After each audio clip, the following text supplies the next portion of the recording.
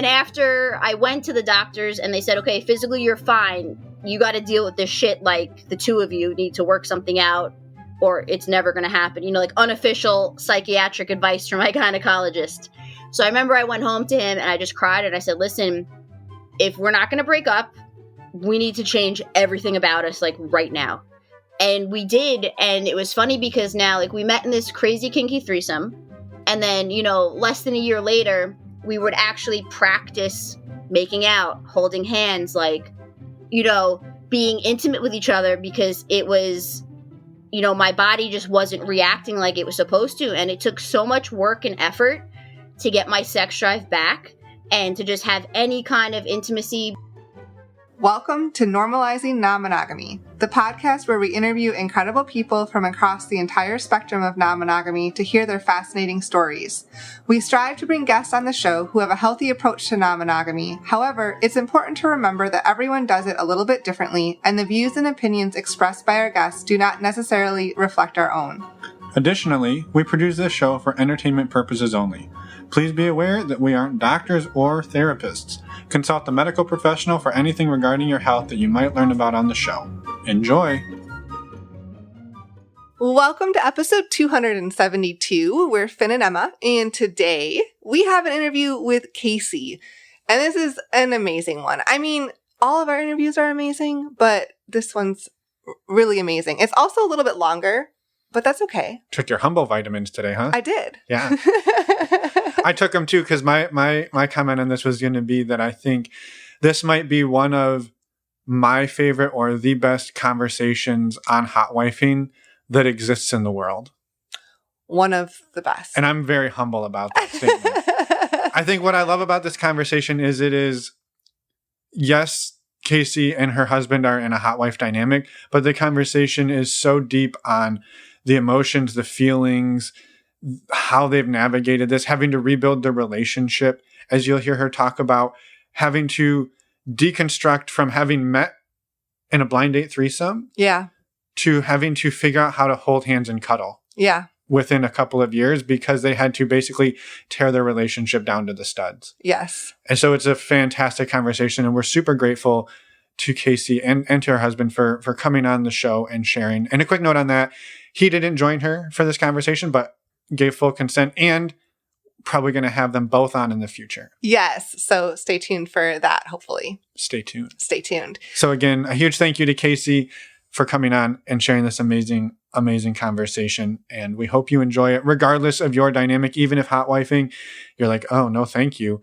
This conversation is amazing. You'll get a lot out of it no matter what. Emma, did you hear this was an amazing conversation? I don't know. We've said it enough times. I hope people get it through their heads. Well, then maybe for the people who are premium subscribers, good segue. We'll get right into this amazing conversation right now. And for the rest of you, you get to listen to our amazing intro and outros. Well, at least our amazing intro. First, I mean announcements? Announcements, that's what I mean to say. So tell them about what's the premium subscription. Well, the premium subscription is a way for you to skip the amazing announcements up front here.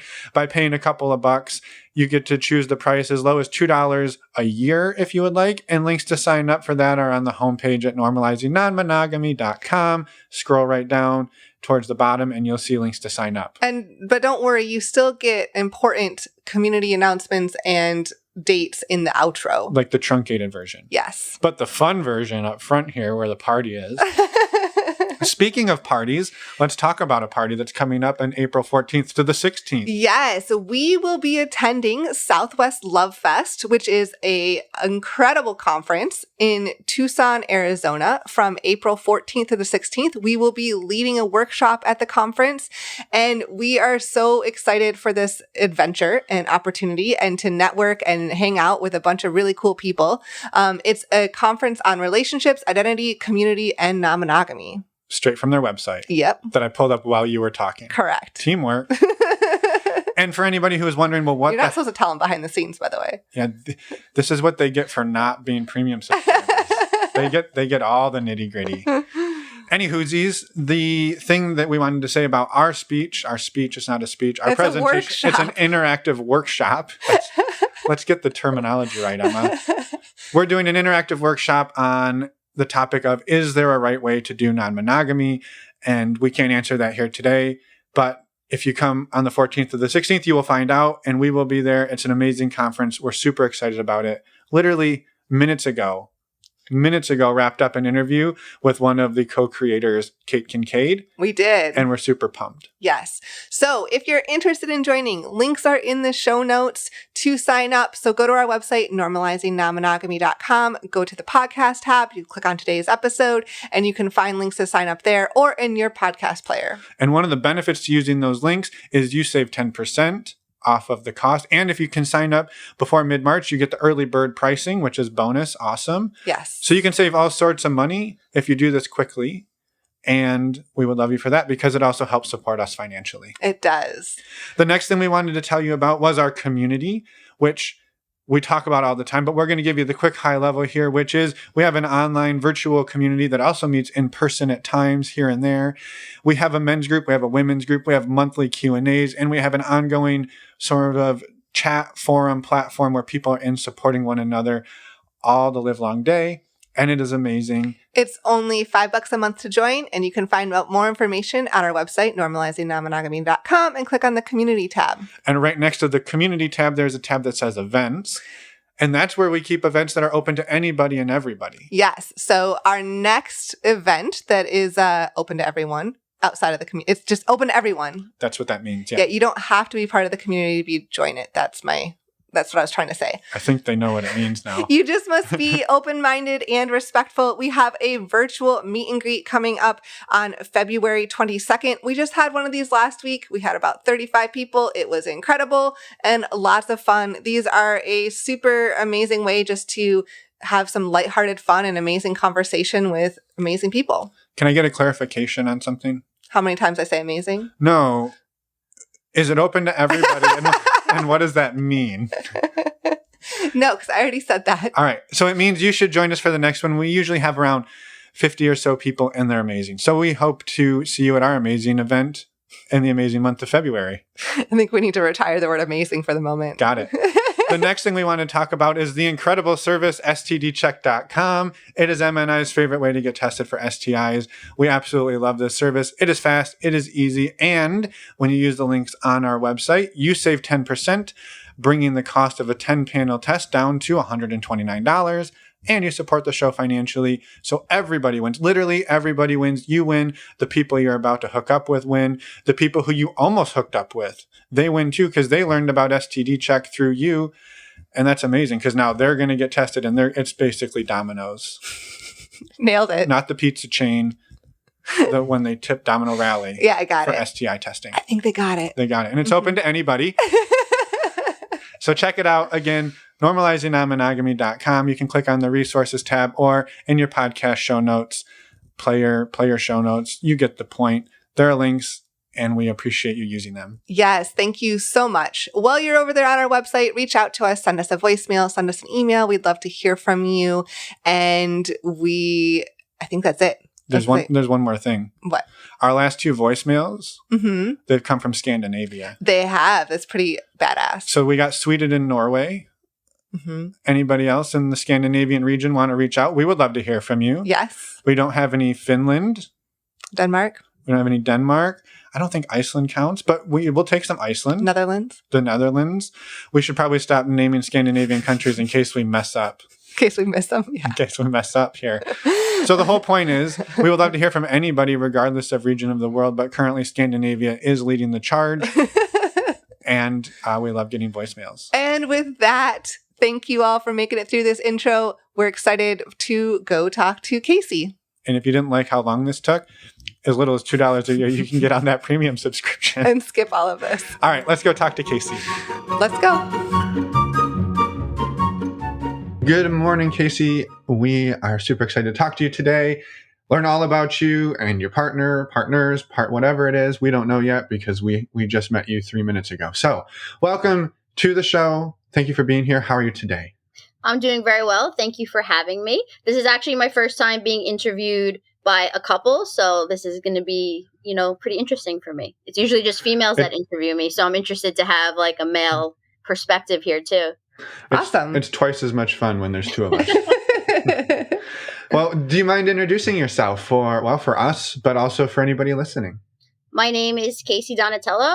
I am a writer, an adult content creator, and a hot wife. Excellent. And hotwifing, as we know, as probably most people know, falls under the umbrella of non-monogamy, which is why you're here. What does hotwifing look like today for you? And then we'd love to go back in time to figure out how we got here. And then weave in your relationship dynamic, if you don't mind, that like current relationship dynamic. So hot wife is a very, vague, broad term for people. It means that the wife is sleeping with other people. Maybe the husband is, maybe he isn't. In our case, we are a stag vixen couple. So my husband does not play with other women, but he shares me with a ton of different guys. And for us specifically, we always stay together. So I don't go out without him. He is always present. Whether or not he's playing in that moment, he is always with me. So the word non-monogamy is actually very interesting to me, because obviously on paper, I am not monogamous. Sometimes there's a debate in our household. Is my husband, or it's a little tricky sometimes, but sometimes I don't even think I'm not monogamous because he's always with me. Right. So It's still something that we're doing together. And he laughs at me. He was like, how can you be monogamous when you're sleeping with all these guys? And I go, I don't know. I just don't process it that way, because we're doing every single thing together. We're picking the guys together. We're going on the dates together. We're playing together, So it's funny how, our brains operate and how we see ourselves sometimes. But at the end of the day, yes, we are not a monogamous couple, Yeah, I totally get it. And that's lucky, because we were about to kick you off. But since you came back around, no, I totally get it. And I think I love that part about the labels, though, because for you, it feels very much, and it sounds like it's very much a together thing, and it's very couple centric, which is amazing. And it sounds, even for you, like that almost doesn't feel like non-monogamy, which is awesome. And I love that and the nuance there. So, I mean, you go. I was going to ask you to take us back, and you probably were going to say the same thing. You don't know me. Where did non-monogamy or hot wifing or any type of different alternative relationship structure enter your life? So it's really interesting, because I grew up very traditional. I always had a very long-term, serious boyfriend. I really believed in you have one person and that's it, And then when I hit my early 20s, I don't even know how it happened. I ended up having an affair with my married boss. And that kind of just changed my entire life somehow. We were together a very long time. And it was one of those situations. He was older. I was very impressionable. And I was convinced he was going to leave his wife for me. I thought we had this amazing future together. We did not, but we did find out about swinging while we were together. I found an ad on Craigslist back in the day. We're going back a long time now. And we went to a swingers club together. And that was kind of really the beginning of this sexual, journey and opening my mind to these other things. And again, I never really thought in the terms of non-monogamy. It was more just having fun and being free and stuff. And then I ended the relationship eventually. I got over it. And I went back to, just dating vanilla for a little bit. But I couldn't get, this crazy sexual, world out of my head that I was exposed to just for a little bit. And after a while, I said, you know what? I think I'm just going to try this by myself. Because again, I didn't really know you could be in the lifestyle if you didn't have a partner back then. I thought you had to be a couple, and I couldn't do it on my own. But then, I learned you could be a unicorn. You could be a single female. And I went on and I started, playing with couples and guys and then multiple guys. And I just knew that I wanted to have a boyfriend in the lifestyle. I wanted to have this fun, crazy, wild sex life, but share it with somebody. And I always had a really hard time, because the people that I played with in the lifestyle loved playing with me, but then they didn't want to date me. They wanted, to date somebody that wasn't in the lifestyle, which always fucked with my head, because I'm like, then why are you here? It was a very complicated time for me. And I always kept thinking that I had to choose one or the other, that if I wanted to have a boyfriend, I had to be traditional. It was never going to work. And right at a couple of years ago, I was considering leaving the lifestyle to date somebody. because that was his prerequisite. If we were going to be together, we had to be vanilla. And I was in my late 30s, and I was just getting so worn down trying to date in the lifestyle that I said, okay, maybe this was just like a fun run that you had, and now it's time to grow up, settle down, whatever, be boring. And out of the blue, a friend called me that I used to play with, and he goes, I want you to come down to my friend's house. We want to have a threesome with you. It was 2 guys. He goes, this guy's been wanting to meet you for a long time, but didn't think it would happen. So I said, oh, interesting, And now I have this moment where I have to decide between going to a threesome and having a real relationship with somebody. And I really struggled to make the decision. And at the end of the day, I went to the fucking threesome, and I was like, whatever, I want to have fun. And then it turns out the guy I met in the blind date threesome became my husband. So it was like a pretty wild story, but I definitely made the right choice. And at the end of the day, I didn't have to give up what I wanted. I just had to find somebody that, wanted the same thing or was willing to let me be myself. And that's how we ended up being a hot wife. Like, it was never really a plan that I had. I never knew what a hot wife was. I kind of learned things after I experienced them, in a way, if that makes sense. Yeah, it makes complete sense. And it like that you had to have experiences, and then you kind of put terms and descriptions to everything. Yeah. Yeah. That's awesome. Thank you for sharing that story.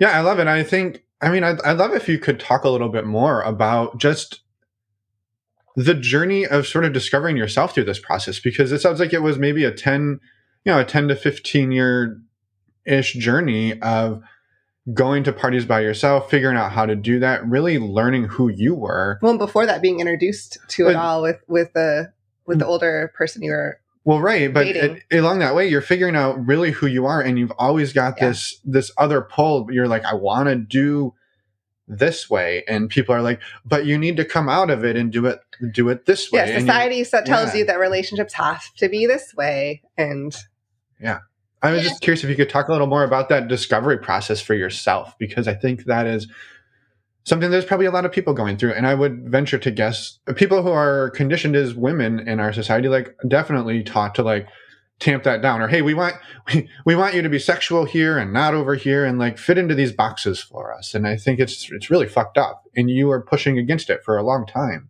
Exactly. So I think it's been about 17 years now from when I started to now. And it's just been so complicated and stressful and hard. And people always think when you're in the lifestyle, it's just fun and sex and like everybody's fucking and partying. And yeah, sure, part of the time. But then you have this other side of it. And I have, this ability to kind of see everything, because I was a couple in an unhealthy relationship. I was single. I'm in a healthy relationship now. So I've kind of seen all the different aspects of how you can be in the lifestyle. But for me personally, I always had this just like inner demon about like, am I doing the right thing, the wrong thing? Who's going to judge me? How embarrassed am I? Where's the shame? Like, why won't people accept me for, and even I thought when I entered the lifestyle, there was going to be zero judgment on me. I thought that's why, like, you're in the lifestyle, to have this completely free, people get it. But then it turns out people in the lifestyle are still judging everybody, like, all the time. And that really, like, totally fucked with my head. I'm like, wait, you guys, like, we've been playing. I had, long-term play partners sometimes. We play for, 3-4 years together. And then we're hanging out with each other's families and friends. We're like, totally crossing the no strings attached, boundary that there is.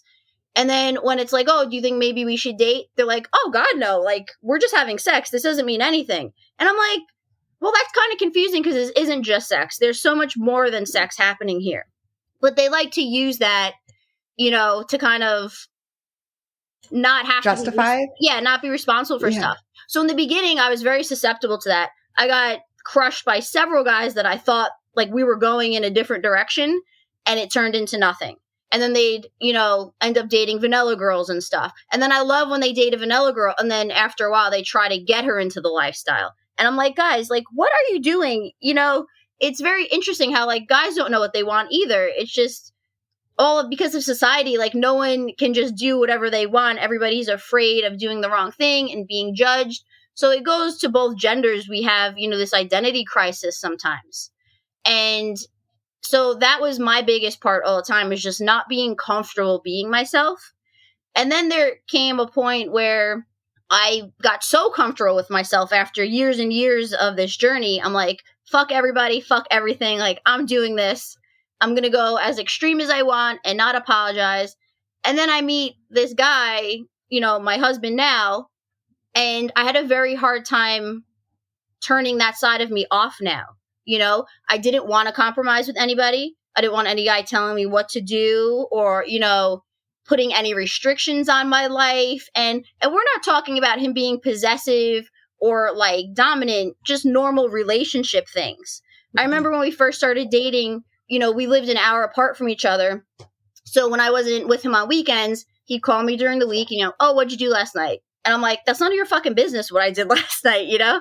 And he's like, what is wrong with you? And I go, listen, I'm this independent woman. You don't have the right to like ask me. He goes, I'm just having casual conversation with some girl that I like. Like, you don't need to be so aggressive all the time. But I was just used to guys treating me like shit and, you know, trying to control me and judge me that I couldn't see him for what he was. So a lot of people laugh at us because they assume we both met in the lifestyle. So like our relationship from day one was just easy. Like, oh, you guys are both into this? It must have been like all fun and games from day one. And I'm like, are you kidding me? We fought like animals. We made every mistake you could make. We were both so jaded and so used to like the path we were on that it was very hard to understand the other person's side and their interests. So I think it was actually harder for us to build like a strong relationship being singles in this world versus like a couple that meets and they're like, hey, let's try this together. So that was very difficult for us in the beginning. We're super happy right now, but in the beginning it was like so rocky on and off. I was always breaking up with him, you know, and it was just really interesting how we both had this baggage from the lifestyle almost that was, you know, interfering with us having a healthy relationship. And I think that surprises a lot of people. Yeah. How long have the two of you been together? We've been married actually a year next week. And oh my God, I'm so bad. He always laughs at me with my dates. I think we've been together like 3 years, maybe 3.5 or something like that. So yeah, it's fine. I was just wondering, like, for some context. Yeah, so a couple of years. Awesome. Well, I think what's really interesting, and I often get hung up on this stuff, but it's like the thing that you two were exploring individually that you had to then come together and figure out how to explore happened to be sex, right? It could have been anything. Mm-hmm. You could have been somebody who was whatever, a dancer, and you just love, you dance and dance and dance. And so now all of a sudden you've got a partner in your life who's like, well, I'd like some of the time you were dancing, or well, you know, you were having to go from ultra independent, which you sort of got driven there. I mean, I don't want to say driven there because it's a great place to be, to be so comfortable with yourself, right? I think a lot of people strive for that, but you got there and then you had to sort of reel it back in and say, well, now I have to learn to be relational again. I have to undo the thing that I just worked so hard to do, but also not lose who I am. And so I can totally understand why there was so much fight between the two of you. You're fighting to not lose the thing that you developed to keep yourself safe as you navigated what were like tons of relationships. Even if they were a one-night relationship, it's still a relationship. Yeah. And, you know, it's just ironic because I'm the girl that for many years, like, I wanted a lifestyle boyfriend. Like, that was my mission, to find someone to date. And then I find somebody and I couldn't mentally handle it. I couldn't process it. I was like, everything I wanted is right in front of me. And I'm like, oh no, forget it. I'm not ready right now. Like, you know, you got to wait. And thank God he was patient. It's funny how that happens. Yeah. He was very patient and understanding. And from the first time we met, we still don't know why, but he was just so sure we were going to end up together. And that alone freaked me out so much. Cause I'm like, oh, you don't know me. We just had sex. Like, you know nothing about me. Like, why do you think we're going to be together? And he was just so adamant. And now we laugh because I'm like, that's the only thing in our relationship that you ever got right and I got wrong. Because on a daily basis, I'm always the one that's right about everything. But I'm like, when it mattered most, you were right, and I will give you that one. And he can't even explain like why. He just said he had this feeling that it was worth pursuing and fighting for and like dealing with all my crazy bullshit. And, I'm so happy he did. But when you're used to dating, horrible guys and people that don't respect you and don't treat you well, whenever you find the opposite, like the nice guy, I was just so suspicious of him. And I thought he had all these ulterior motives, that I was going to fall for him, and then the real him was going to come out. And I just couldn't believe, the typical thing, like the girl doesn't believe a guy is actually nice. It just can't be true. It can't be possible. I don't deserve this. And, eventually he proved that he was even nicer than I thought he was. And it worked out great. But I don't know. I just had all of these walls up, and, I was just so nervous to get hurt again, because if I got hurt one more time, there was going to be no like recovering from it. So I would just rather not get hurt, And I think it's a very common situation that men and women find themselves in all the time. It's just, that last straw, you just can't handle it if it goes poorly again. But luckily, it worked out for me this time. Yeah. Do you mind talking a little bit about how you navigated that?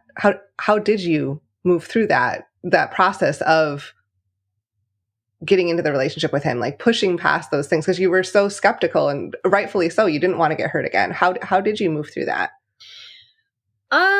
So it wasn't easy, and it was interesting because now we met in a threesome, right? So obviously we're very sex, positive people, and there's that dynamic where there's an expectation where our relationship is going to be filled with a lot of crazy sex, right? So we both knew we liked having, MFM threesomes, and he was very clear that he wanted to date a girl that he could share, right? So now on the surface, that sounded great, because at that point I was only playing with guys or groups of guys, no couples, no women anymore. And I made that very clear. Like, he knew that when he met me. So I assumed when he said he wants to share a girl, like, he wanted a hot wife to go out and play and, do all this shit. And after a few months, it was like, yes, he wanted that, but he also thought we were going to be couples swapping with other couples and like this other side to it. And I go, oh, wait. We never discussed this part, did we? So we kind of skipped over some important information in the beginning.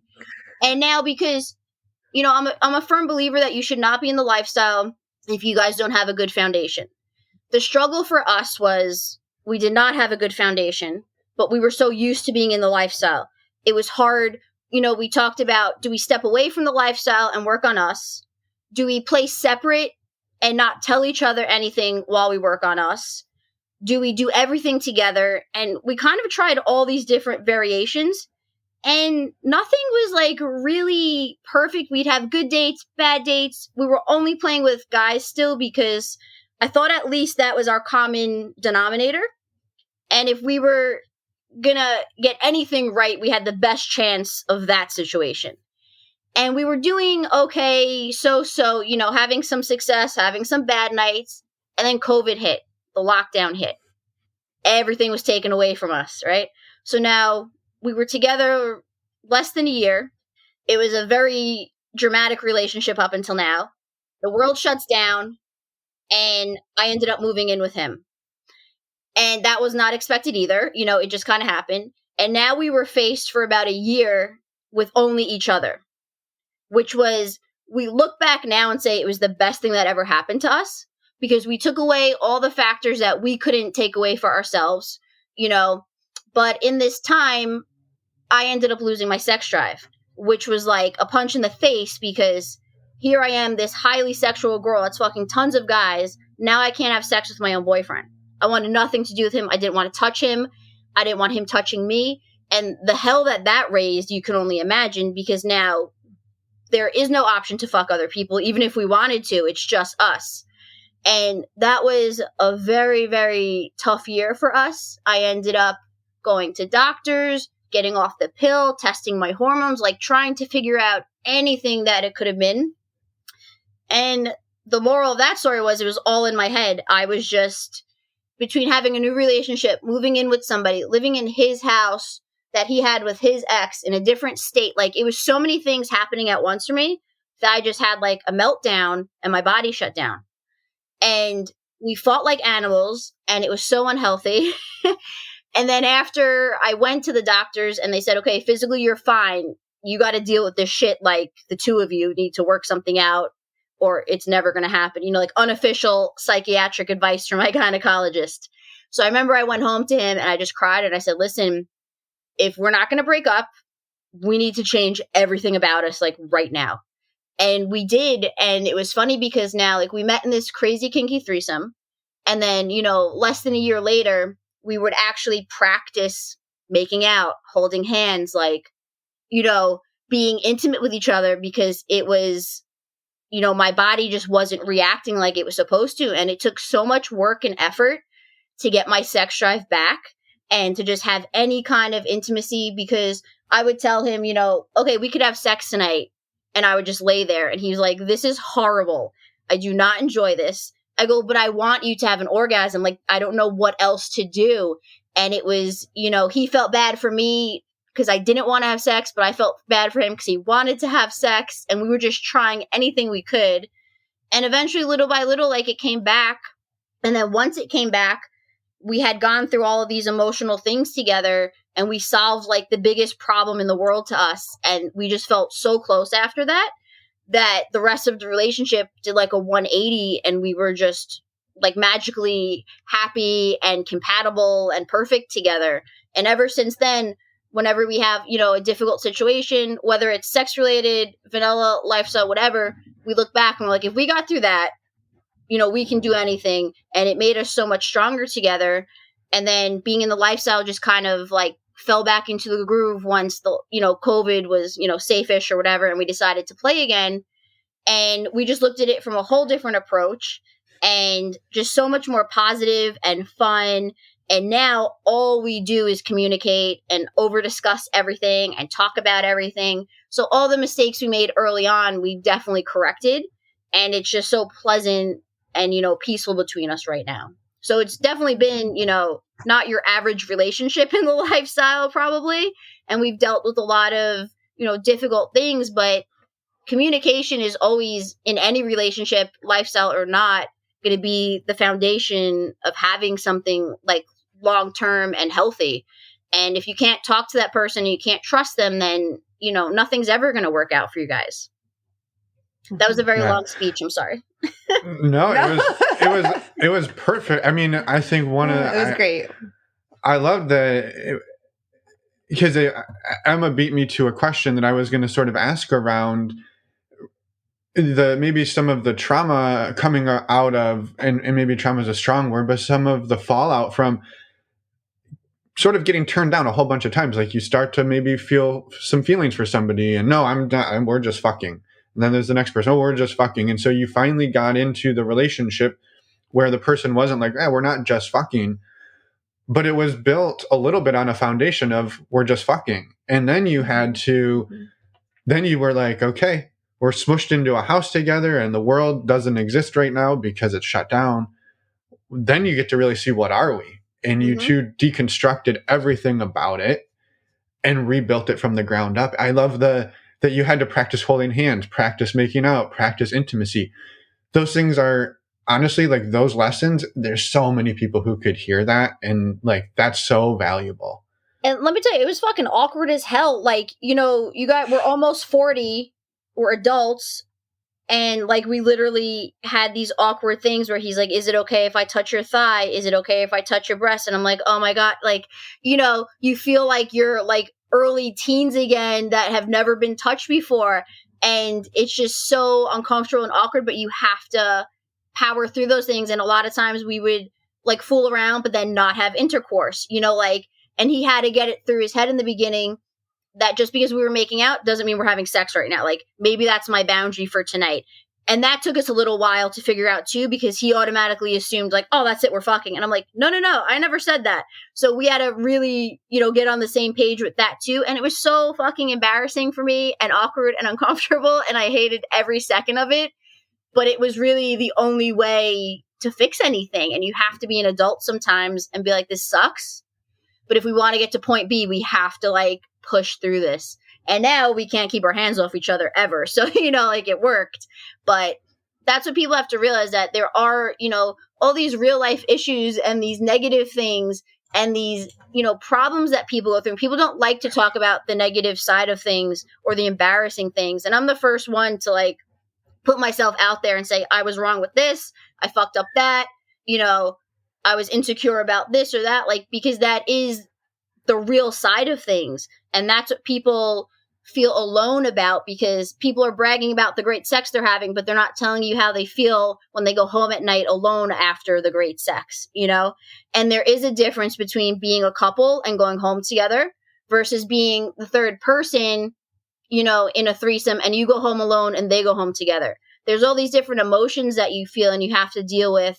And, you know, I wasn't prepared for any of that. Nobody explained that to me. Nobody said you're going to have sad feelings. You're going to have loneliness sometimes. Not every time, but it's going to creep up here and there. Like, is there jealousy? Is there insecurity?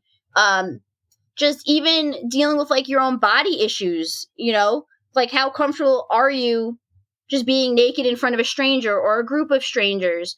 Or, you know, there's all these things that become really powerful journeys, like for your inner person yourself, that have nothing to do with the other people. They're just kind of giving you a situation that makes you look at yourself in a different way.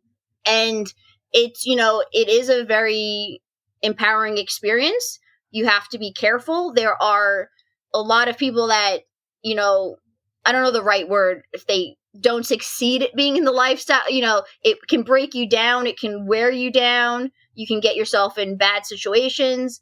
But if you go through it with, you know, an open mind and a very good sense of yourself and other people, and you're willing to, you know, do some reflection and some judgment on yourself, then it can be the most empowering experience in the world. Like, I would never give up any of the horrible stuff that happened to me because it made me get to this place right now.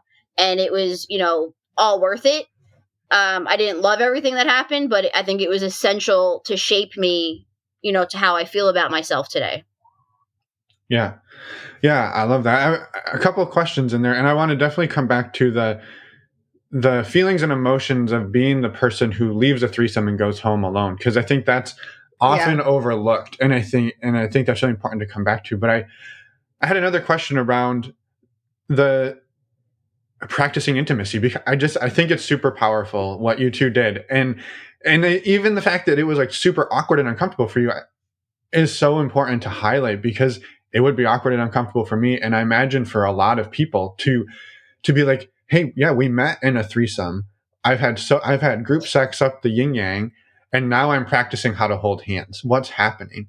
But you really with my own boyfriend. Right, with your own boyfriend. Exactly. It's like so absurd. Right. But you went back and did it. I was curious, how long was that period of practicing and building back? Because I think there's a lot of people who could really benefit from this experience. And so I was just curious, that timeline of like you starting to hold hands and you're kind of pushing him away when he's like, oh, we're going to fuck tonight. Like, no, we're not fucking tonight. We're making out, and you might get a boob. You might not. So, you know, it's just really, I'm curious how long that process was for you too. I can't remember exactly, but it was many, many months. It wasn't like a week or two. Like, this was a while. And I think, you know, from the beginning of the lockdown to when we played with other people, I think it was almost like a year and a half. So all of this took my breakdown, losing my drive and getting it back. The whole process was a year and a half, roughly. I forget what percentage was each step of it. Sure. But it was a long time, you know? Yeah. That was the whole beginning of our relationship together, minus a few fun threesomes before the lockdown. You know, this was how we started our relationship, in pure, like, just tragedy and hell for us. And, you know, we can't believe that we actually, like, came out of it, like, in a good way. It's insane. Yeah. I think the other piece I want to just comment on that is that I love that you talk about it, because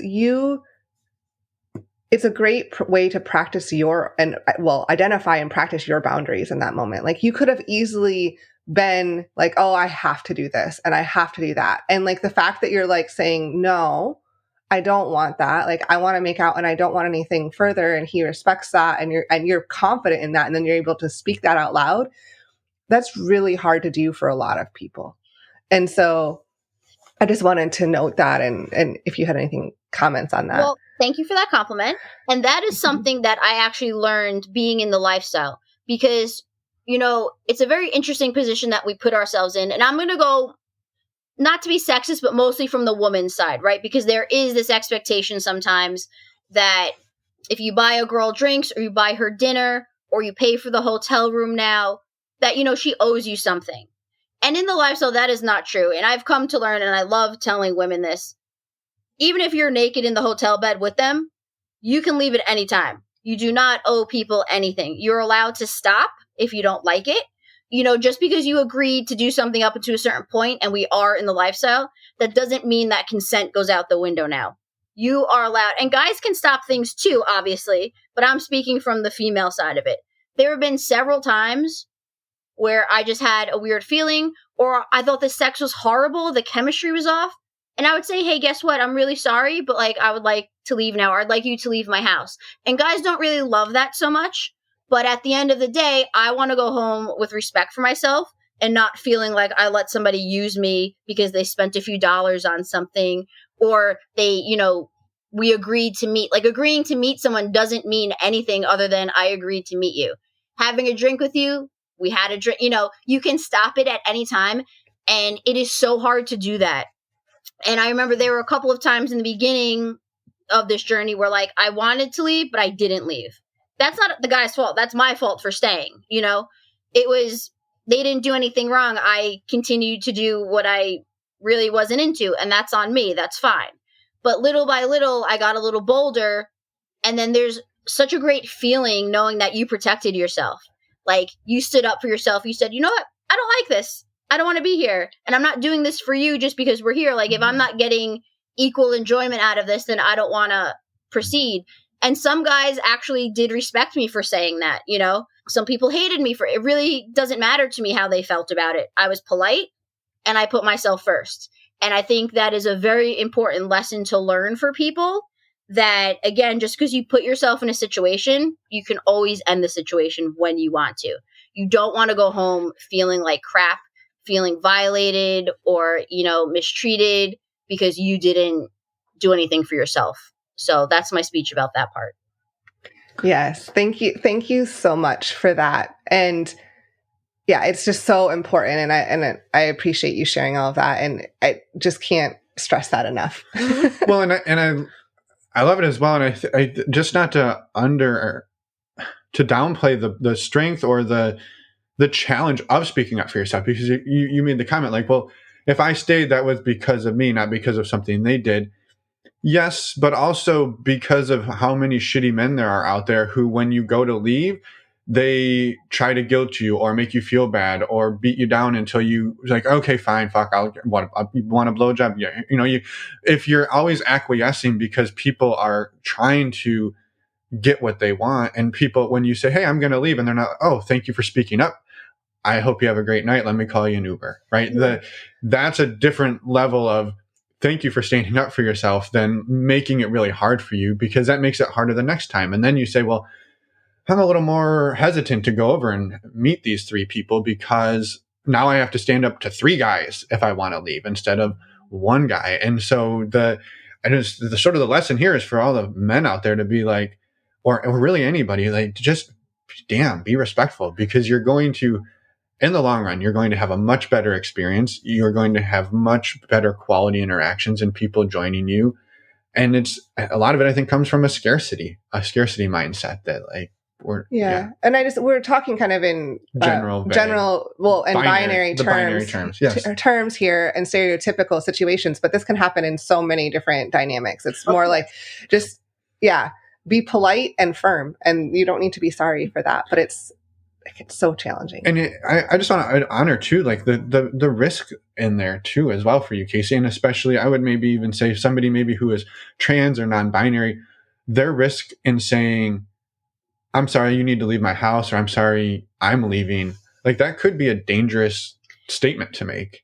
So I did, in 17 years, I think I've had like 5 like really scary incidences, which when you compare that to the amount of people I've been with, which is like several hundreds, it's hardly anything, but they were enough at those moments where I was like, holy shit, like, why am I even in this world? And one, I couldn't get someone out of my house. I couldn't get out of a couple's house. I think I got thrown out of another couple's house, and I forget what the other ones are right now, but like there are scary situations. And that's why eventually I ended up kind of going more towards like, okay, we meet at hotels only, because someone else's house is the worst situation to me because you have no advantage there.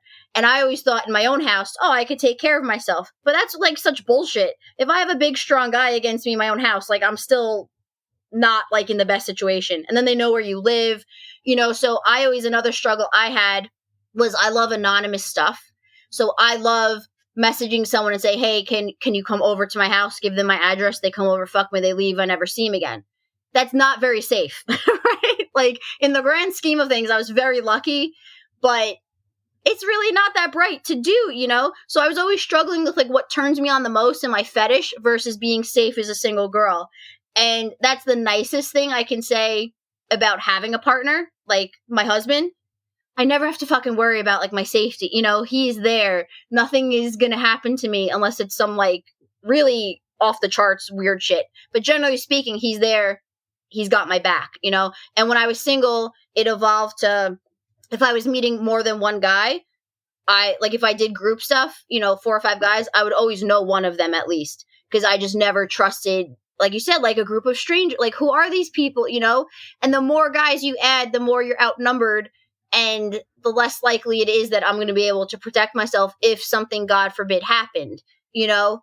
And you know, so protecting yourself as a single girl is really difficult. But I've also talked to guys that are single, and they said, you know what, just because I'm a guy doesn't mean I'm not scared to go to a couple's house, because I don't know what the fuck they're going to do. You know, and I never thought of it that way. You know, it's sexist. You go, he's a guy, he can protect himself. But that's not necessarily true either. And I know guys that have had very bad situations that they've gotten into. So it goes across the board again. It's really anybody at any time can have a dangerous night if, you know, if you're not careful, or sometimes you're as careful as you can be and something still happens. You know, we're putting ourselves in very risky situations a lot of the times, more so than, you know, a vanilla one. And that's part of, you know, what we're doing. But you want to be as proactive as you can to minimize whatever risks you can. Mm-hmm. Yeah. Yeah. What would be some of your, I guess, recommendations for people to keep themselves the safest? Both physically, I would say, and sexual health-wise, right? Having, you know, north of 100 or a couple hundred partners, and obviously no shame at all in that. Like, well done. I would get you a plaque if we could. But like, how do you keep yourself safe throughout all of these experiences? And it sounds like it's evolved over time.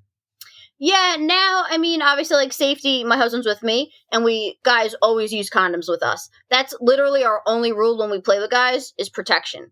Anything else, you know, what we do with them or what happens sexually, we don't really care at this point anymore. We don't have any boundaries. Like, you know, he doesn't put anything on me like, oh, no kissing or no this. We're kind of like free form at this point. So just condoms. And the first time we meet somebody, they have to get a hotel room.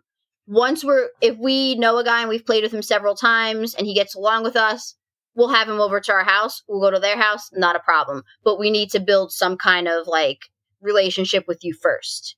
Mm-hmm. And then for us, I would say safety for our relationship, with most people wouldn't think of that part of it, right? But we need to protect our relationship with all this crazy shit that we're doing. So every time we have a date, the date ends, we sit down. Usually we have like a late dinner or go to a diner or something, and we always debrief the evening. What did we like? What did we not like? Did we agree on the night? Did we see it from like a different perspective? Because I remember when we first met, we'd have threesomes. Sometimes like the night would end and he'd be like, that was amazing. And I'm like, I hated that guy. Or I would have had a blast. And he goes, that was so fucking boring. And so even having threesomes, we were not on the same page with what our expectations were and what we liked to see and do and how we liked to operate. So that caught me off guard. I thought, oh, if we like threesomes, we both like the same thing. And we didn't at all.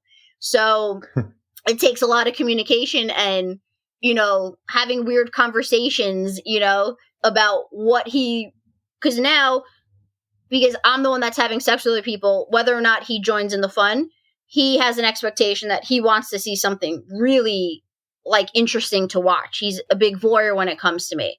So if I'm not playing in a way that turns him on, then there's no point in us being there, because now I'm not turned on if he's not turned on.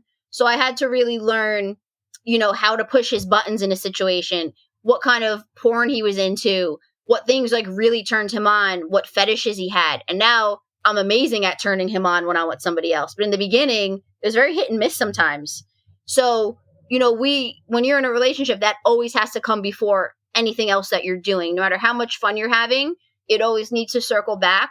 And if both of you aren't having equal fun, and I don't mean sex itself, but like emotionally and mentally, if you're not both having that same level of interest in what you're doing, then you need to switch something up. You need to change something, you know, because yes, I'm the one physically having sex with people, but he's getting just as much pleasure as I am in this situation, you know, and that's super important to us. I never want to feel like there's an imbalance in our relationship, because I don't think that would be good for anybody, you know? Yeah. And then safety, when I was single, I remember when I first started going out by myself, I lived alone, and I would always write down like a note on my counter or like on my bed, and I would write who I was going out with. This in case like I never showed up again, people would be able to at least find the last person I was with, because nobody knew I was on these sites. So I would leave like a note in my house saying, okay, you know, look for this person. Never had to use it, thank God. But I did stuff like that. And then once in a while, you know, when I had friends in the lifestyle, I would say, hey, I'm going out with this person. But, you know, it's kind of hard, because you can't just tell like your best friend or your mom, like, oh, I'm going to this hotel tonight with that guy. You know, it doesn't work like that. So there is this, always this kind of in the back of your head, like, how's this going to go tonight? You know, but you get better at picking people that seem more trustworthy and reliable and honest. As much as you can, you look for red flags when you talk to people.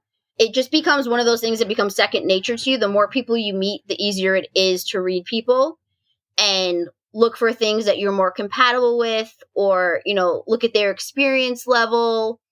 How you could even tell sometimes, like the way someone writes their profile, you know, how they're going to kind of interact with you.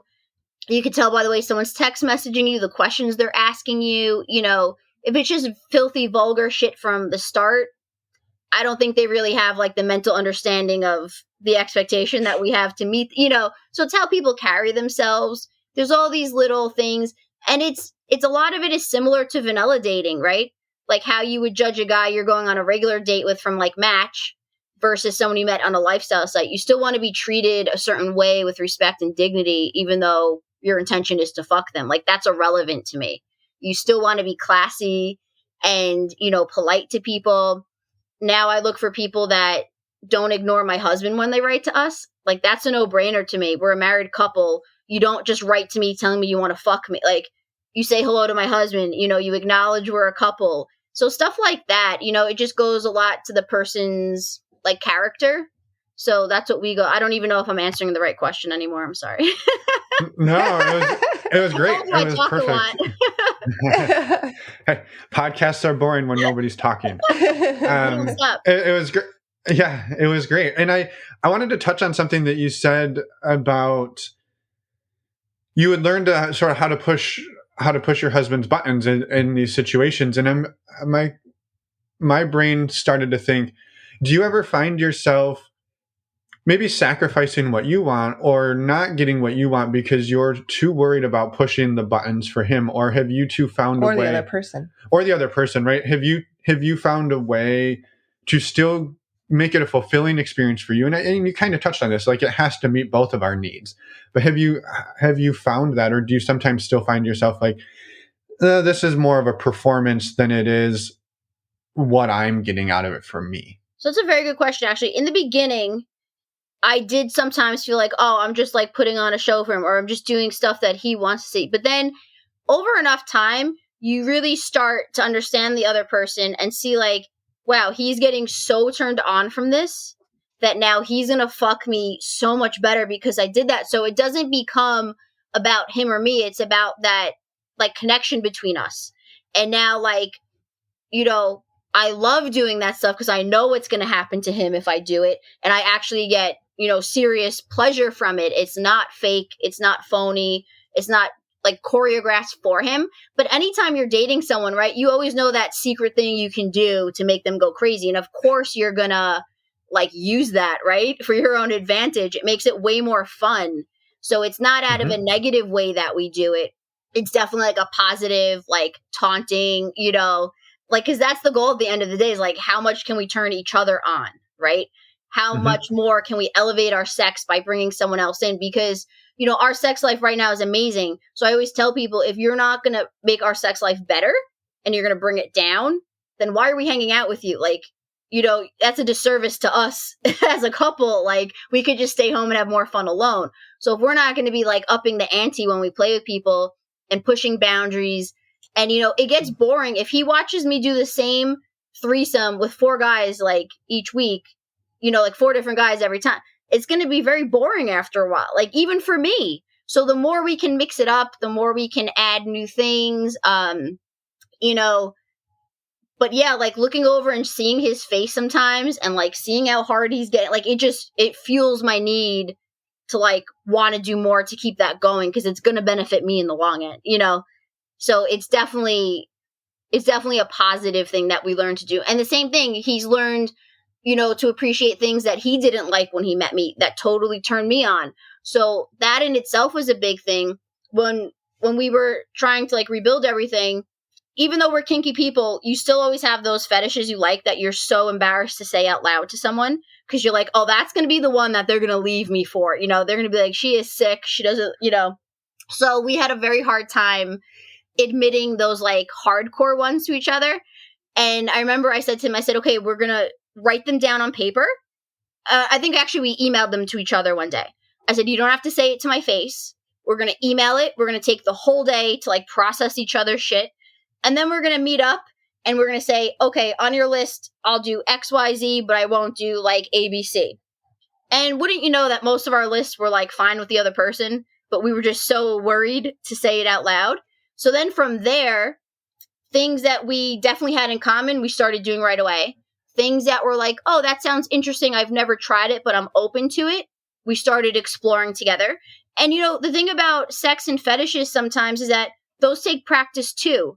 Just because I'm open-minded to something doesn't mean I get it 100% right away, or I even understand fully what the fetish is. So we had to like talk about things and practice things and say, okay, this is your fetish, but what exactly about it is the part that you like? What's the best way to utilize it? You know?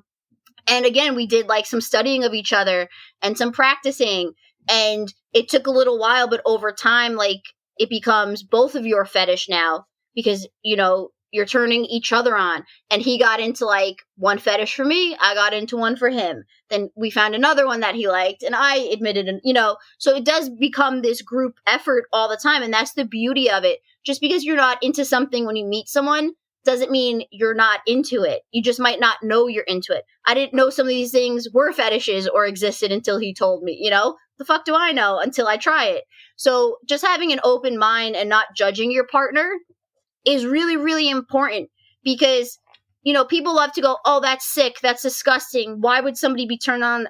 Who gives a shit? If no one's getting hurt, like, I really don't care what turns him on, as long as he's turned on and it's by me. That's like my goal at the end of the day. So, you know, it's been really fun now because we're way more, you know, willing to say crazy shit that we want to try or we heard about, or, you know, someone else mentioned in passing. And the worst that happens is you try it and you don't like it, and then you guys agree not to do it anymore, right? Like, it's just a fun experience together. Some things end up being very silly and not sexy at all, and you're just like, wow, that was a total miss, you know? Other things are way hotter than you thought they'd ever be, and you're like, holy shit, we need to do that again. So just that, like, fun process about exploring sexuality together has been really enjoyable and fun.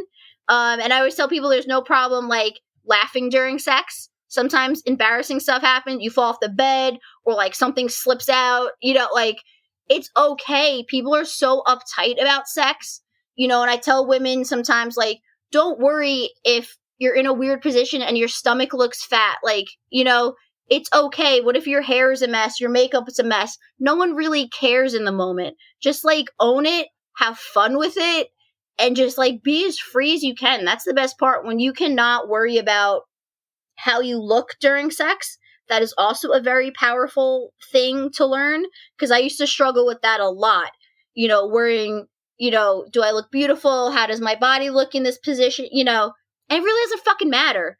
you're having sex, you're having fun, it feels good. Like nobody cares. And we put so much pressure on ourselves to be perfect all the time.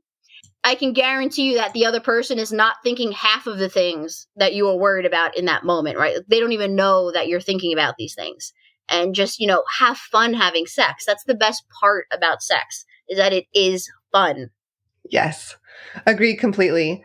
Do you have a follow-up question on that? I'm going to switch a little bit. No, but I had a comment, which is the point you make in there is the thing that you may be doing may not be quote unquote your thing, but it can sort of adapt to be your thing because it's your partner's thing. And there are things I think that we all do where, do I love rom-coms? Maybe, but probably not. But I love watching them with Emma, right? And so do I love doing this thing? Maybe, but I know I love the experience that I have in my partnership when I do it. And I think that's just great. So yeah, I mean, I have lots more questions, but I yield the microphone to you, partner. Go for it. One thing I will say about that though, even as a couple, you can have limits and say, no, I don't want to do that one. I'm not saying everything is a free-for-all. Yep. You have to agree. So I don't want to make it seem like we do stuff because we have to. We want to. And if there's something that is definitely out of our comfort zone, we respect each other enough to be like, okay, we're going to pass on that one, or at least table it until like the future. So I just want people to know I'm not saying like you can never say no to anything ever again. Okay. Yeah, that's a great point. Super Very important. Much appreciated that. Yeah. Yeah. And that can change. Like one day I'm into it and another day I'm just not feeling it today. And like, that is what it is. Yeah. Yeah.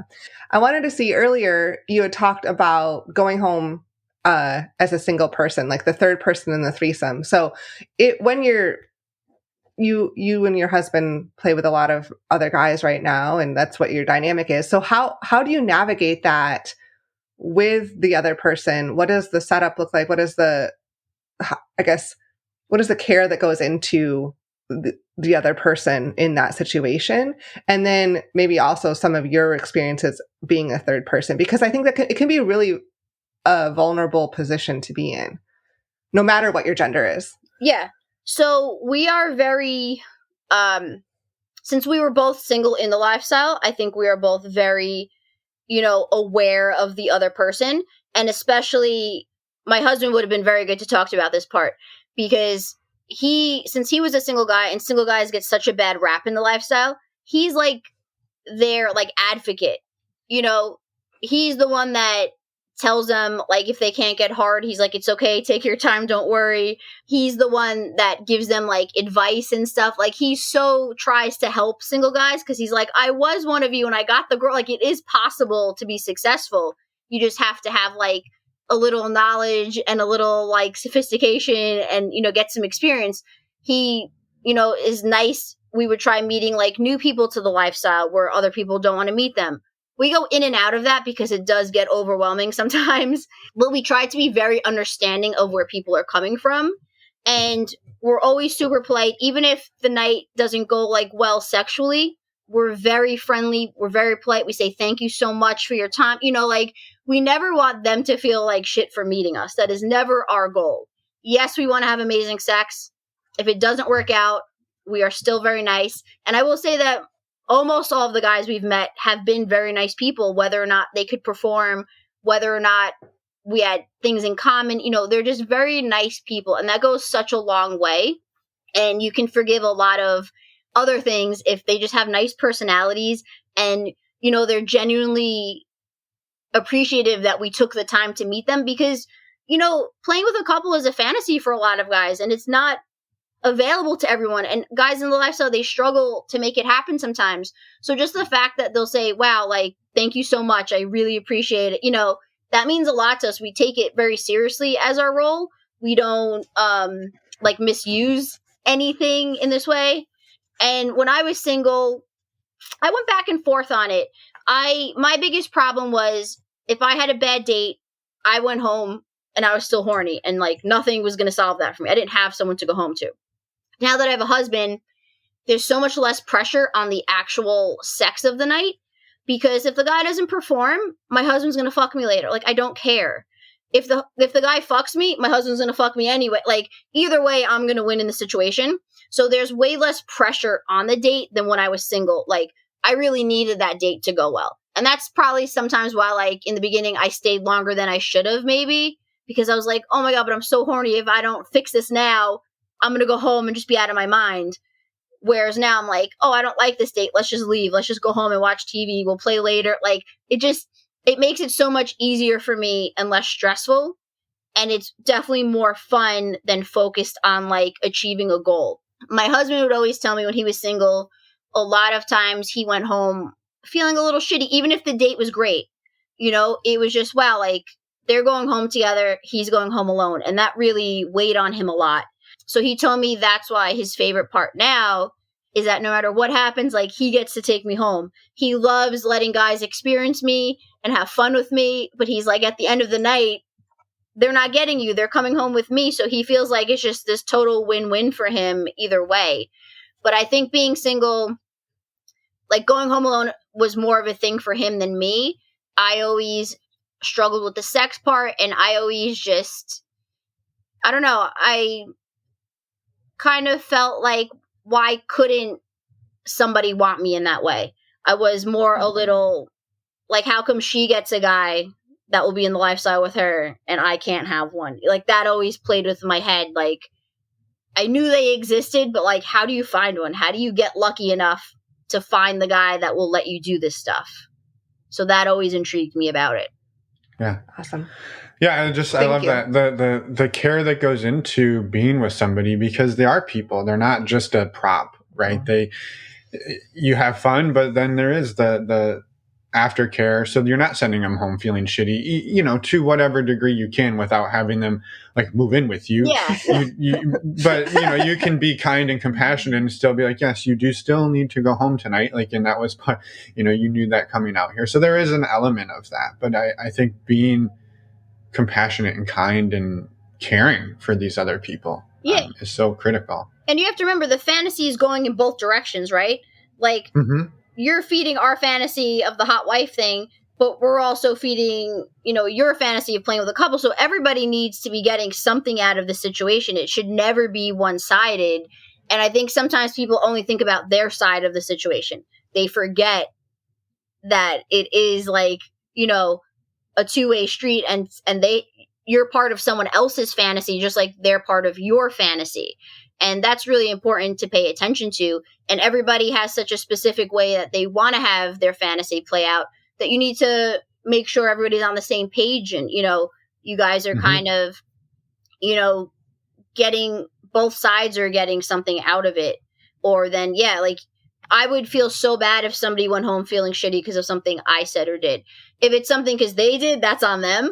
But, you know, we always try to end things on a very positive note, even if the night was like a train wreck. It's nobody's fault. And people have to remember, too, that not everybody is compatible in the lifestyle. Just because you think someone's attractive doesn't mean you're going to have great sex with them. It's, you know, there's so many other layers that go into this. And people get very offended if, you know, you don't answer their message, you don't want to meet them. You meet them for a drink, but you don't want to play with them. It's not about that. Not everybody is just a match because you're on the same dating site. Like, it doesn't work like that. I wish it did. It would be so much easier. But I think the best thing you can do is just politely say, no, thank you. Thank you for your time, but we're not going to move forward, versus, like, go fuck yourself, you know, because somebody still did put effort into talking to you, into meeting you. And that says something. You know, they showed up. So many people don't even show up for dates in the life. If you talk to people, you know. So just the fact that someone got out of their house and said they were going to be somewhere and they're there, that speaks volumes to us. You know, that is more important than so many other things sometimes, is just being reliable. Because nobody wants to go out and the other person bails on the date at the last minute. Like, you ruin everybody's night like that.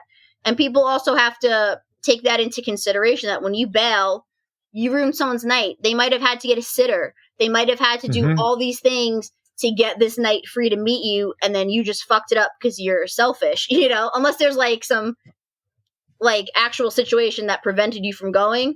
But generally, people don't consider other people's feelings in this. They think it's just a joke because it's sex-based, but it's really not. It's so much more going on than just a physical act of sex, you know? And that's the difference between people that really understand the lifestyle and people that are just trying to get laid without doing any work, you know?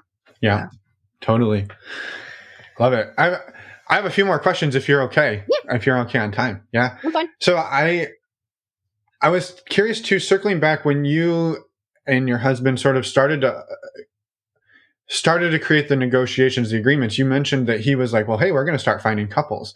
And you were like, no, we did not talk about that. How has that negotiation gone over the last few years? Is that something that is come up again or that is of interest? Another fair question. Every once in a while, he'll come out and make some comment, you know, about I get guys and he doesn't and stuff. And we always have a talk. But our last agreement that we made a while ago, and this was when we were still kind of figuring things out between us, I said, okay. I said, how's this for a deal? I said, we'll continue playing with guys, but on the flip side, he likes submissive girls. I'm not submissive, right? So we made this arrangement where I will be completely submissive to him. I will do whatever he wants, whenever he wants, sexually, like, we will do all this crazy shit. And in the meantime, we will continue being like a stag vixen couple. And at first he was like, this sounds a little sketchy, you know, like, I don't know if this is really a fair deal. I said, listen, you can cancel the deal anytime. Let's just try it. And apparently the deal's been working out very good for us. So that's kind of how we balance it right now, that I feed above and beyond like his wildest fantasies about what he's into. We have tried, once we got married, I said, okay, I'm going to be a good wife. Like, I know this was something he was curious about. We've both swapped with partners in the past unsuccessfully. So neither of us really have a great track record with that. And, you know, I'm super straight. I love multiple guys. It just wasn't something I was into, but I said, you know what? He's my husband. He's done a lot for me. I'm going to like give my best effort. He wasn't coercing me. I made the offer.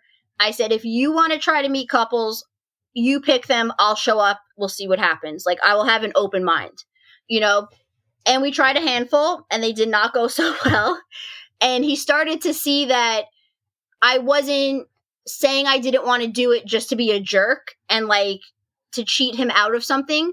Like, it wasn't the right vibe for us. I was no longer, you know, you can't put someone in a situation that doesn't turn them on and expect them to be turned on, right? So even though I had an open mind and I was trying my best to be fun, you could just tell my energy level, my facial expression, like, I just wasn't into it. And there's no other way to explain it than it doesn't turn me on, right? Like, that's all I can say to justify it.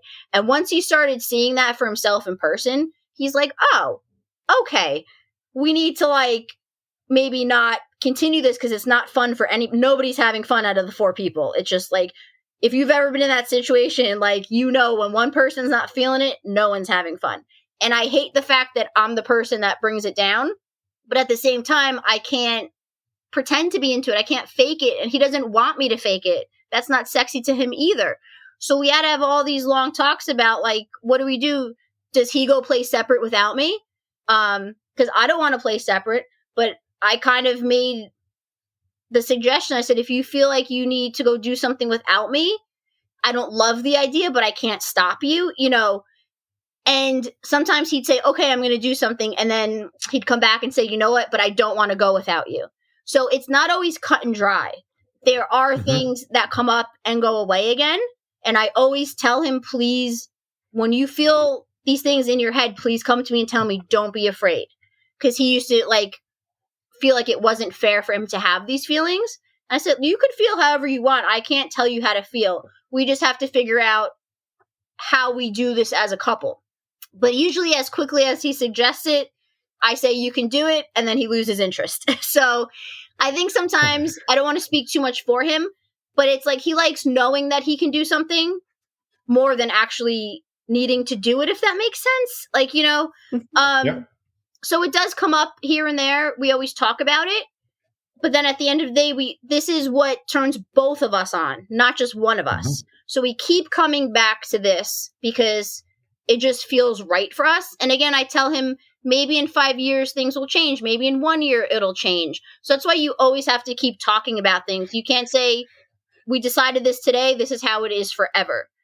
And, you know, like, I know for a fact that he's not just going along with the stag vixen thing for me, like, I see how he behaves in these situations. Like, he is so into it, you know, it's not a one-sided thing. But again, it's our common denominator. This is how we met. This is where our comfort level is. And you can't force people. You can try new things, but if they don't work, you can't force them. And, you know, his whole thing is he loves seeing me be an exhibitionist, being wild, being crazy. When we would play with other couples, I was so boring and quiet. He's like, who are you right now? Like, I don't even recognize you. I go, this is me in this situation, you know? And he's like, oh, I don't like this. This isn't fun for me. You know, he gets nothing out of it either. And I feel like we gave it a fair shot, you know? We explored it a little bit.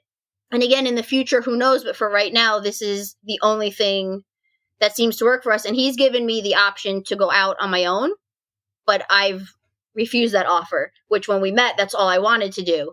And for me, again, because I don't feel like we're non-monogamous, like in quotes, I'm like, oh, if I go out without you, that's weird. Like, that doesn't feel right to me, you know? Like, I need us to be together all the time to be comfortable with it in, like, my head and my heart, as cheesy as that sounds, you know?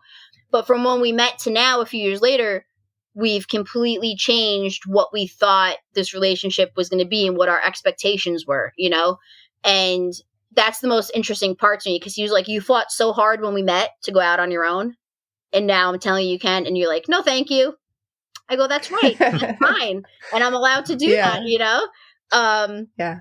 I'm just so close to him. And so, like, we're together we're those people that are together 24/7. You know, he can't keep the smallest stupid secret from me. You know, we go to the doctor's appointments together. Like, we're so glued to each other that I can't imagine taking one of, like, these amazing sexual experiences away from him and not having him be there with me. Like, that just feels so inappropriate for me personally, not for other people, you know? But that's kind of one of our biggest hobbies is sex, if you want to call it that. So I feel like it should always 100% be together, or, you know, it just doesn't feel appropriate to me. And everybody has their own boundaries. But it sounds like you two are having the conversations like, this is where you're at now, but you don't know what the future will bring. And like you're open to having those conversations as time goes. Absolutely. You have to. You can't ever say, like, the discussion never ends. It is always ongoing. It is always evolving. It is always changing. And that is perfectly healthy. That is normal. I think if there's no change ever, then it's kind of weird, you know? Because then you're just stale and, like, flatlining in your relationship. I think somebody having an idea or feeling a certain way is a very good, normal, like, healthy part. And you just got to talk through it. And maybe you don't solve it right now. Maybe you just say, okay, we're aware of this situation. We're going to come back to it in 6 months. We're going to table it for now. You know, we're going to pause this. And that's another thing, too, is that we are very big on, if something is wrong with us as a couple, we're going to time out on the lifestyle. We're going to take a break. It will always be there, but we always come first. We have a rule that our vanilla life comes first. So, you know, family, friends, our personal things. We always have private date nights all the time. You know, we believe that the lifestyle is for fun and extra stuff, but it's not our priority. It doesn't define us as a couple. So, you know, we could play like 4 times a week, or we could not play for an entire month. We don't care. It's whatever we're feeling at that time. And we both have to agree, because there's nights where, like, I'm just, like, super horny and I'm, like, wishing, you know, we could go out and do something, but I know he's tired from work. So I'm not going to ask, like, to go have a date. Like, I'm smarter than that. And then there's other nights where he's like, we haven't played in a while. I want to watch you fuck somebody. And I'm like, oh, but I wanted to watch Netflix tonight with you. You know, like, I just wanted to cuddle on the couch. And you have to respect that. You both have to want to go out. You both have to want to commit to, like, doing something crazy together. It can't be just because one person's in the mood. So we're very good at that also. A lot of times I kind of leave it in his hands, since I always feel, because I'm the one that's having sex with other people, I give him a lot of, for lack of a better word, control over some of the decisions. So, like, he chooses who we play with generally. Doesn't matter to me. So if he says there's something specific he wants to see, I'm like, find it. Other times he'll be like, you pick somebody. don't care, that's fine. But most of the time, he'll be the one that's like, oh, maybe we should have a date soon. And I'm like, perfect, sounds good. But I don't, like, I'm not the one that's always like, oh my God, can I fuck somebody tonight? I want to fuck somebody tonight. It's definitely like a mutual thing between us. And then if we haven't played for a while, once we have a date, then we're like, oh shit, that was good. Like, why haven't we been playing more? And then it starts the cycle again. And it just refires like our sex life again. But it's always, you really have to make it about your relationship before anything ever. Like, that's the goal of this. If you are not in a good place in your relationship, I always suggest taking a break from the lifestyle, getting yourself together, because things come out eventually. And the more you're involving other people in your world, I think the faster the problems are going to arise. And, when you're not solid and confident, that's when jealousy, insecurity, all this other stuff starts popping out. So when we were first dating, we would fight about all this shit. I don't think it ever had to do with what we were fighting about, right? Like it was about us not being okay together. So we had all of these horrible emotions that we weren't dealing with internally. And then we were like blaming all these external things for our drama, but it was us the whole time. So that's a very like, I don't know the right word, but you really have to like know the difference between what's your problem as a couple versus, all these other things that seem like they're the problem. Maybe you're not actually jealous of the girl your husband fucked. You're jealous because he's not paying enough attention to you, or, you're not doing whatever at home, whatever the example is. You always have to look inside first to see why things are bothering you, because in the beginning I don't want to use the word jealous, but he wasn't, there was people that I was friends with that he knew from the past that he didn't like. So it really pissed him off that I still spoke to them. And I remember being like, I just met you. You can't tell me who I can be friends with. You can't tell me like, and he wasn't really mad about those people. He was mad that we weren't closer to each other, but we didn't know how to say that stuff to each other, and I wasn't aware enough to say, oh, he must be deflecting his energy on other people because there's a problem with us. I was just like, oh, he's an asshole, So you really need to look deeper to the root of problems because they have nothing to do with the other people usually. That's just our way of putting blame somewhere that seems to make sense without putting blame on ourselves for things.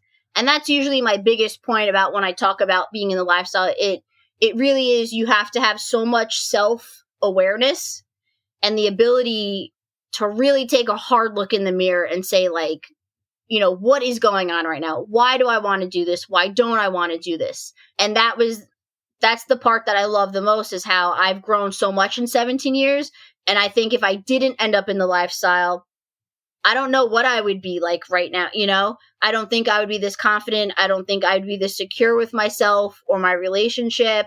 So it's definitely not an easy road to be on, but I think there is such a benefit from having a life like this, in the long run, as long as you try to do it in a very sane and healthy way without losing yourself in the process. Because it could go the complete opposite way, right? You can just fall apart and lose your entire self of sense, or you could discover everything about yourself. So I went the latter way, and I'm very happy that, I did that, but it was very difficult.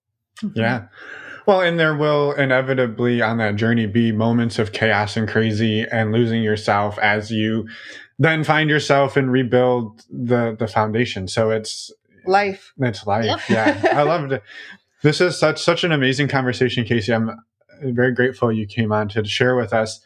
I was wondering and hoping you'd be willing to talk a little bit about, at the beginning you said you're a writer and an adult content creator. How did all of these adventures lead into that, and where did that decision come from to your sex life to your work life? And you seem to have blended them in some capacity, and would love to hear about that. Sure. So it was either like, I'm so bad with dates. It was either 2017 or 2018 maybe, and I was in the lifestyle single, and people would always say, oh my God, you're a single girl, you must have like all these crazy stories, you should write a book, your life must be so fun. And it was always in the back of my head, but I'm like, I'm not a fucking writer. Like, why would I write a book? And then I found myself home. I think I was injured, so I was out of work, and I was just super bored. And I was like, you know what? I'm going to start writing some stuff down. And I started writing like all these crazy sex things, but then all of a sudden I started writing all these like really emotional things. And it turned in, instead of being this like hot, sexy, steamy book of like, sexual encounters, it was this whole like emotional journey that I dealt with. All the stuff we're talking about right now, like that started to come out. And I'm like, wow, I didn't think I would want to share that stuff. So I kind of ended up writing the first book more like a journal or like a diary. Like it was helping me process things at the time. And, like how did I end up being this like shy, introverted girl to being this girl that's fucking all these people on the internet and going to these sex clubs? Like where did this come from? And how did I feel about myself? And, so it became this really like personal book, actually. There is sex stuff in it, but it's a lot more about the personal side, the negative side, the awkward side that people don't want to share. And mostly when I go on podcasts, they want to hear like, oh, you like gangbangs and DV and cum shots. And I'm like, yeah, but I also want to talk about serious stuff. And people don't always want to hear that part. They're like, that's the boring stuff. And I'm like, well, that's actually the most important part of all of this, So my first book is that. And then my second book, I actually interviewed a bunch of the guys that I was friends with in the lifestyle. Because I said the first book is all from a girl's point of view. So I would write about my encounters with guys and then I'd interview them. And then I didn't really like do much with them. I kind of wrote them for myself. The first one was published by a real publisher, and I thought that was an amazing accomplishment. But I was so embarrassed for people to know that I wrote this book, because now, if you know I wrote the book, now you know I'm a swinger. So I can't really tell people. So it just kind of existed. I wrote the second one. I published it myself just because I found out I enjoyed writing. It was like a new hobby for me. And then I had met my husband right when the second book got published. And it was a little awkward for us because now we're trying to figure out our relationship. And now I just put out a book about all these other guys. And I don't know why it became kind of like a sore subject between us. And I decided one day, without telling him, I pulled the second book off of Amazon. Like I unpublished it. And I said, you know what? It's really not that big of a deal. Like our relationship is more important than me telling stories about other guys for whatever. Like it doesn't matter. This isn't like paying my bills. And I took it down. And then we, time passed. We ended up getting married. And I think it was the night that we got married, we came home and he said something to me. Because I had always said I wanted to write until I found happiness. Like that would be the end of my story. So he said something to me like, oh, I guess you have to start writing your third book now. And I'm like, what are you talking about? And he goes, well, you're happy now. Like you need to finish your story. And I go, honey, I stopped writing. I haven't written. Like you didn't seem to like that I was writing these things. I said, the second book doesn't even exist anymore. And he was so shocked. And he was like, what do you mean you took it down? I said, I thought it made you uncomfortable and I didn't want you to feel that way. And he goes, I can't believe you did that without telling me. I never want to be that person that makes you ashamed of something. He goes, when we first met, we were both assholes. Like, I didn't know you were going to take me so seriously about everything. He goes, I want you to put the second book back up. He goes, and I want you to write a third book. And I said, a third book like about us? And he goes, yeah, obviously. Like, I'm the one that married you. This is happiness, right? And I said, that's really interesting. I said, I never thought you would be okay with that.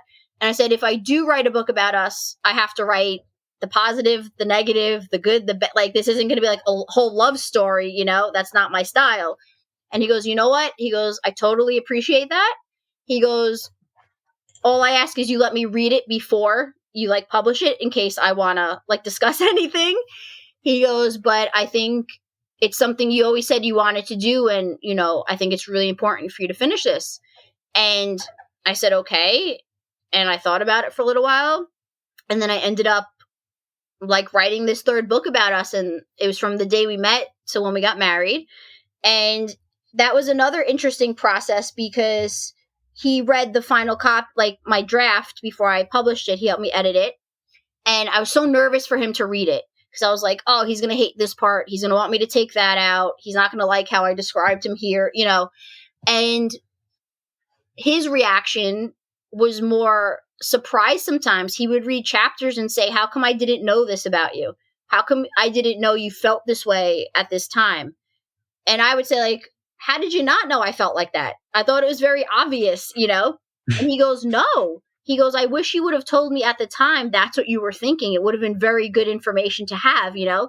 So now, like, the first book I wrote as therapy for myself, the third one ended up kind of being therapeutic for both of us because we learned a lot of stuff about each other. Because he'd say, oh, but you forgot to add this thing. This was really important in our relationship.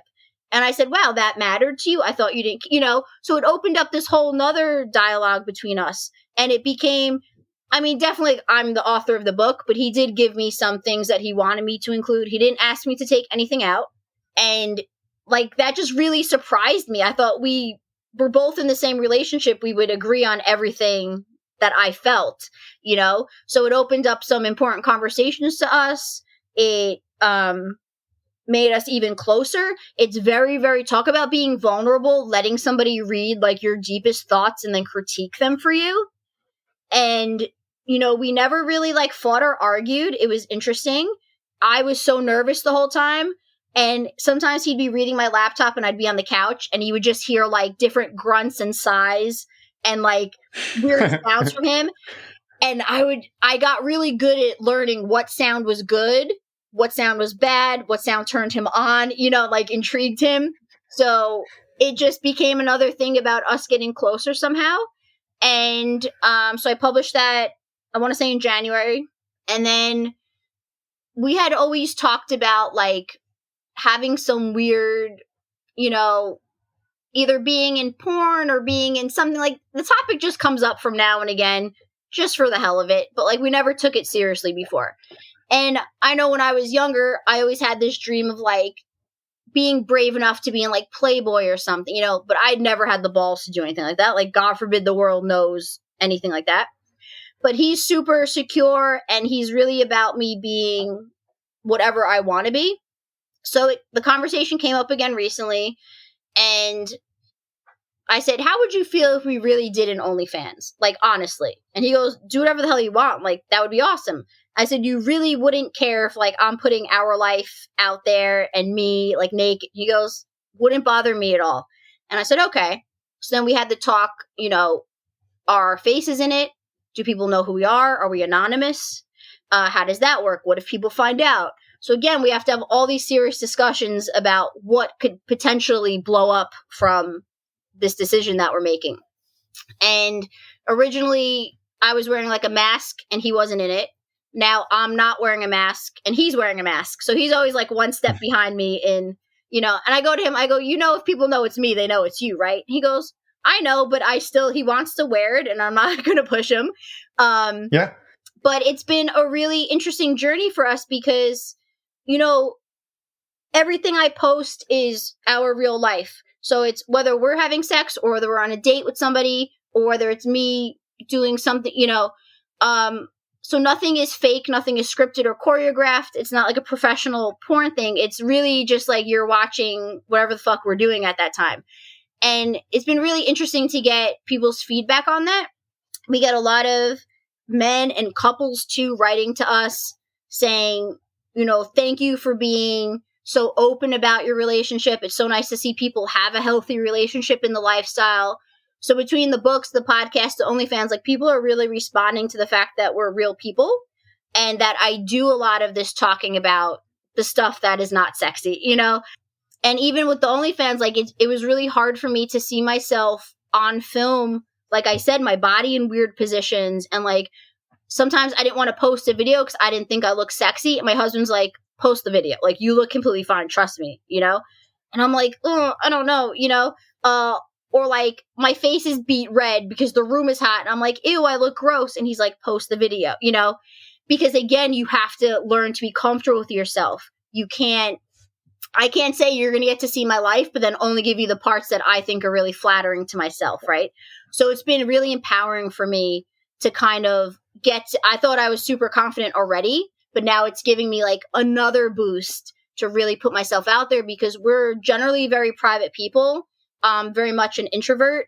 You know, this is very out of my character to be letting people see this in like, you know, it's one thing to write about it, but to actually let people see this for themselves was a very big step for me. It was really scary for me to put myself out that, because once you're out there, it's the internet. You know that shit's never coming down, right?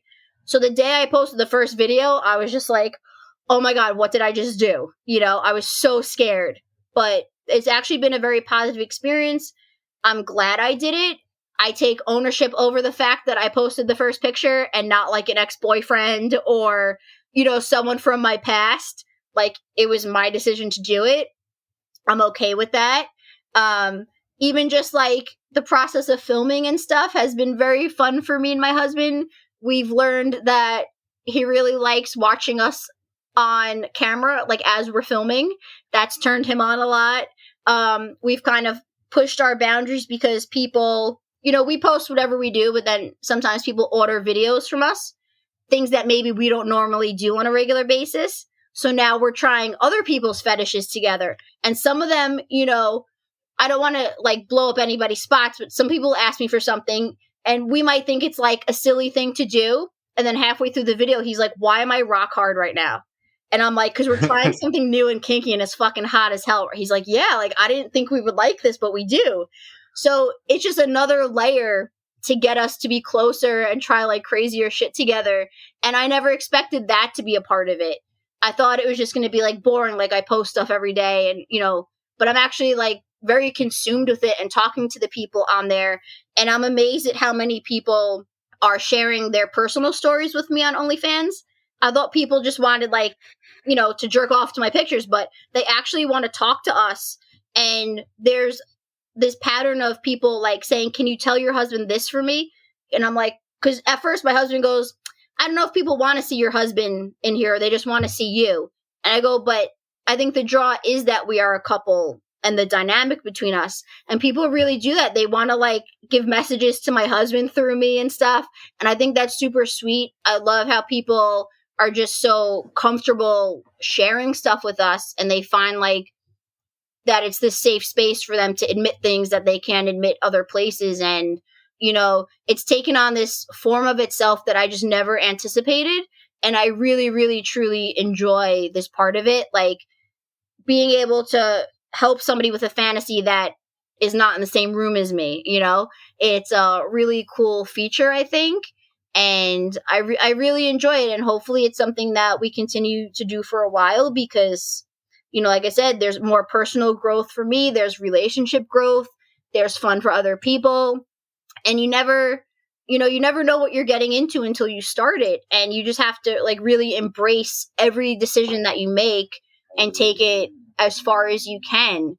So that's kind of where we are right now. And it's been, you know, like I said, like the journey just keeps going. Every time I wrote that book, Story Done, and now we started a new chapter of life. So it just never stops going. And it's really cool. Yeah. Yeah. I love it. I think your point right there at the end of you just have to like, you throw yourself into it. You sort of live that experience for everything it has and you make the most of it. And I think that's true for life in general. And I love that wrapping it all together. And I want to just make the comment too, that I will just say, I'm not shocked in any way that people are engaging the way they are, because if you wanted to just go jerk off to some photos, there are no shortage of photos on the internet that you can do that to. Same with videos, right? Yeah. You can find that at any place. I think what people want, they want connection. And so by connecting with you, you are the person responding to their message. You, in fact, sometimes are making a video literally for them. And what's more connective than that? You are a human connecting with another human.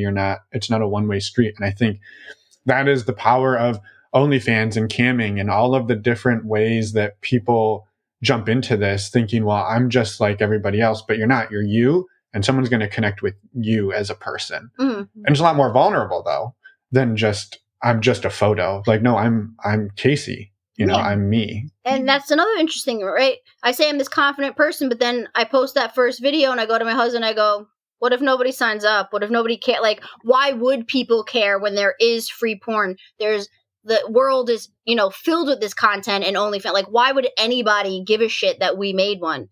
And you know what? It turned out that some people did. A lot of people did care, you know? And again, I've been on a lot of podcasts and from the books and stuff, and people just like relate to us, and that's the biggest compliment that I take away from this, is that there is like an interest in us as real people and not just like a face, a random face and stuff.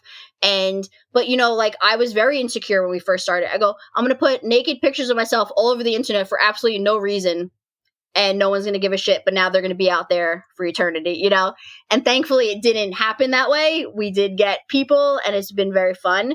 But, you always second guess yourself. You always think, is it the right decision? Even now, we've had it for 3 months, and every once in a while I go, in 10 years, am I going to regret the fact that my body's all over the internet? Like, I don't know. That's a very good possibility. At least we don't have kids, and we agreed that was one of the reasons we did it. We don't have to, like, embarrass our kids or worry about them. But, like, it's fun right now, but will I ever regret this decision? I don't know. But it's too late because I already did it, And we'll deal with that when the time comes, But it is a little scary at the same time, even though it's fun.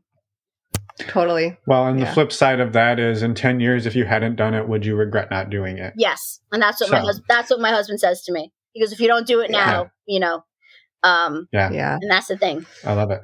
Yeah. I love it. Well, I'm so grateful that we got to talk. I'm grateful that it wasn't talking about all of the dirty sex shit. It was about who Casey and... Which there's nothing wrong with that. No. Nothing wrong with it at all. But I love that we got...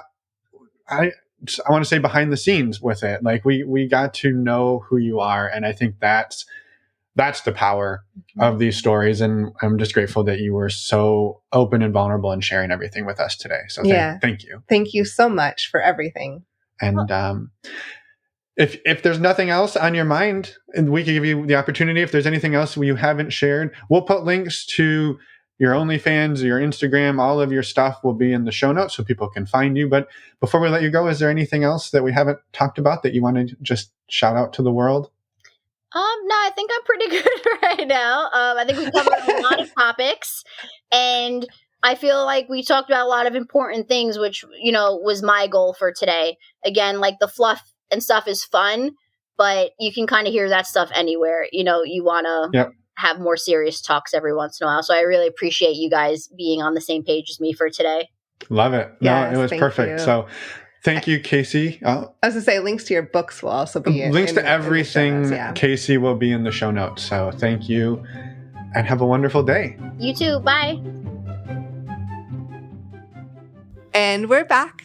Thank you so much, Casey, for sharing everything you did and for coming on the show. We love talking to you, and just thank you. And we're excited to hopefully talk to both of you soon. And thank you for doing the work you do. I think it could be people easily lump in, OnlyFans, that's just, whatever, trite, sexy, whatever. But you do powerful work. You are connecting with people on a deeper level, and I think that gets overlooked, and I think it's amazing work. So thank you for doing that work, as well as for coming on and sharing everything you did. Yes. Also, we have a big apology to issue to the entire population of the Netherlands. Yes. we did not mean to lump you in with the Scandinavian crowd. From the intro, we did a little bit of research, and between then and now, we learned that we had one too many countries. We maybe missed a few, and we added a couple. So our apologies, the Netherlands. We still love you, and we would love to hear from you. And we would love to hear from anybody in the world. Correct. So, it doesn't matter where you live. Just send us a voicemail, send us an email. We would love to hear from you. That is true. A couple of quick reminders. Our next virtual meet and greet is coming up February 22nd. You can sign up on our website, as well as we will be presenting a workshop and attending the Southwest Love Fest conference in Tucson, Arizona, April 14th through the 16th. Links to sign up and join us are also in the podcast show notes. And those links save you 10%. They do. Which is awesome. And if you get in before mid-March, you get the early bird pricing, which saves you buckets of money that you can go and make it rain. We're super excited, and we would love it if many of you can come and join us. All of you. Yes. And with that, next week, we have a super fun interview with Libby and Cal. This one's awesome. It is. There's some music. there is music. They're amazing, incredible musicians. Actually, you know what? I'm going to throw links in the show notes of this episode. If you want to go and listen to some of the music that these two have produced together, I recommend it. Yes. And you can hear their interview next week. You will, and we will see everybody then. Until then, have a wonderful rest of your week and take care and party on. Bye, everyone. Thanks for listening.